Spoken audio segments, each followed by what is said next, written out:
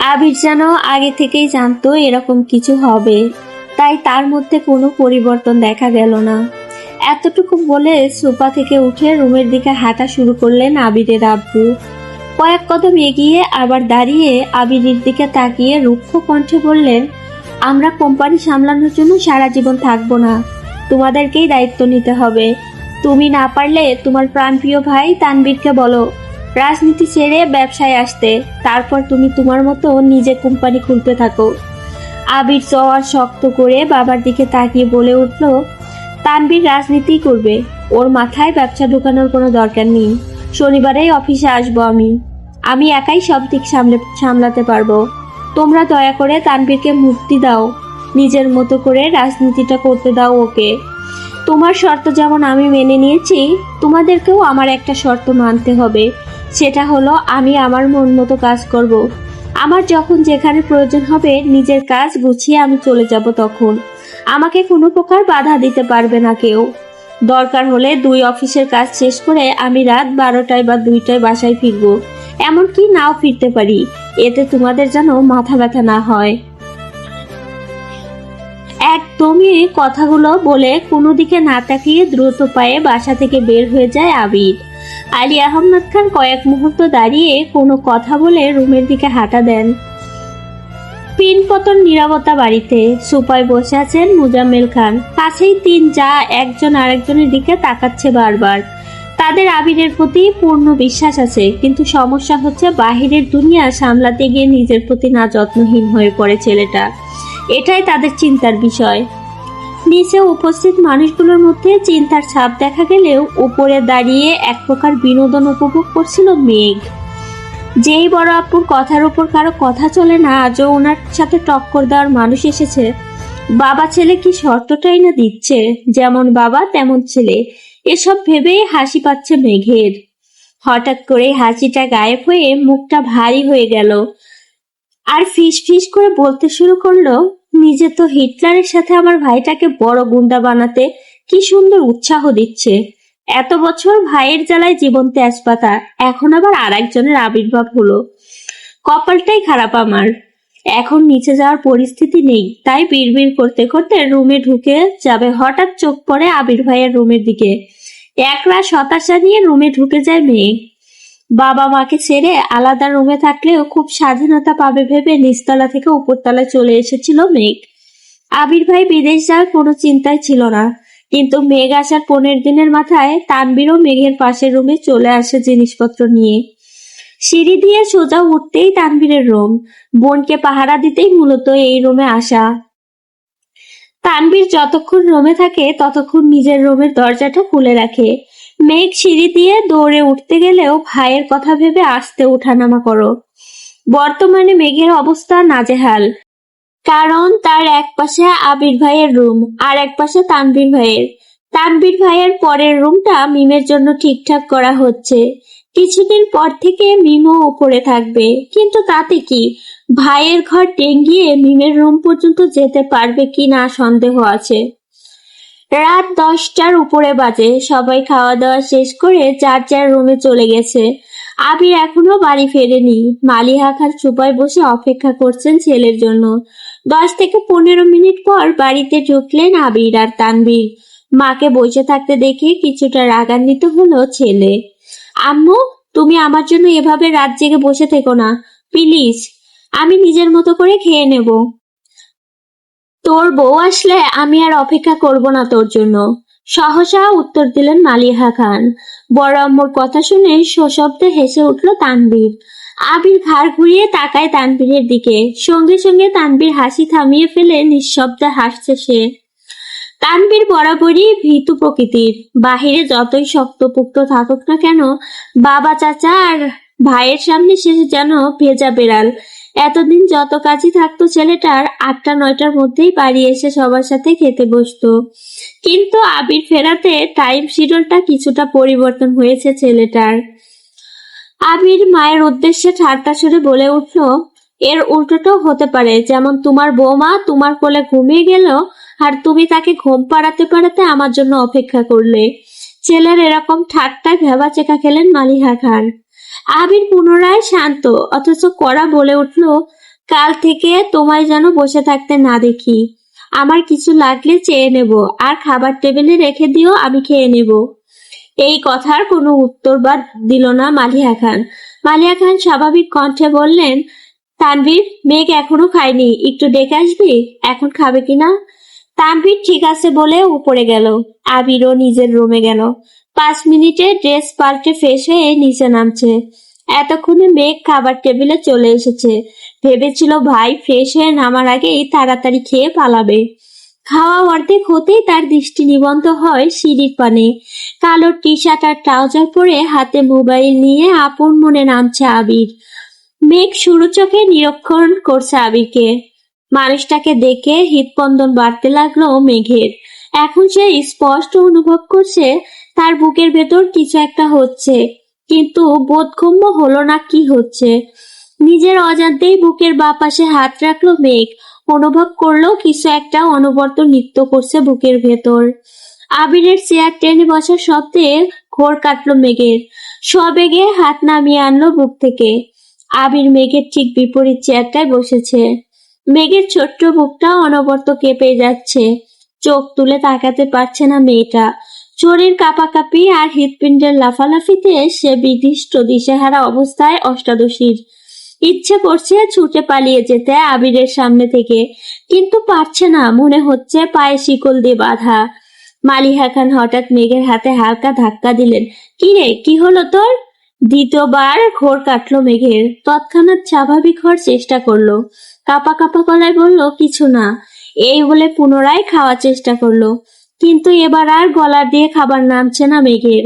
গলা শুকিয়ে কাঠ হয়ে গিয়েছে।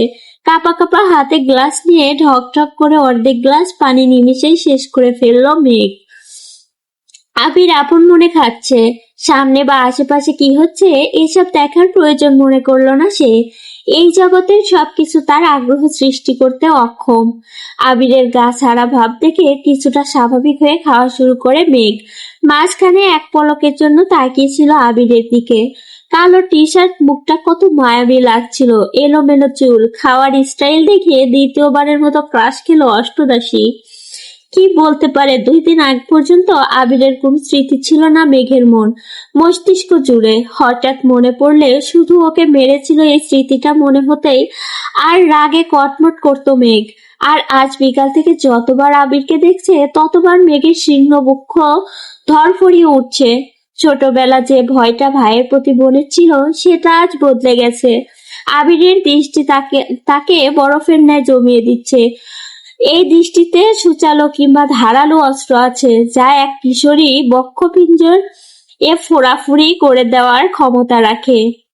আবিরের দিকে এক দৃষ্টিতে তাকিয়ে হাবিজাবি চিন্তা করছিল মেঘ। আবির চোখ তুলে তাকাতেই মেঘের মনোযোগ ঘুরে গেল। আবিরের তৃপ্ত দৃষ্টি মনে হচ্ছে ফালাফাল করে দিচ্ছে। হৃৎপিণ্ডটা দৃষ্টি সংযোগ করে চিবুক নামিয়ে নিল গলায়। সহসা মুখ বিচার চুপছে গেছে আমসত্ত্বের ন্যায়। দ্বিতীয়বার আবিরের দিকে তাকানোর স্পর্ধাটুকু হয়নি অষ্টাদশীর।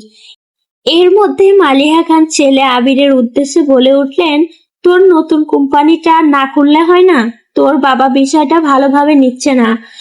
কেন বাবাকে রাগিয়ে দিচ্ছিস? তোর বাবা তোকে অনেক ভালোবাসে। সানির ছুঁড়ে মায়ের দিকে তাকিয়ে আবির বলা শুরু করলো, ছেলেরা সারা জীবন বাবাদের প্রিয় থাকতে পারে না। নিজের স্বপ্ন ইচ্ছেকে প্রাধান্য দিতে গিয়ে দূরত্ব বেড়ে যায় বাবা ছেলের। এটাও অস্বাভাবিক কিছু না।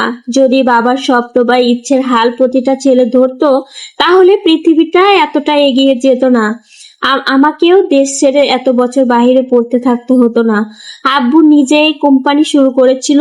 উনি যদি ওনার বাবার ইচ্ছাকে প্রাধান্য দিতেন, তাহলে আজ এতদূর পৌঁছাতেন না।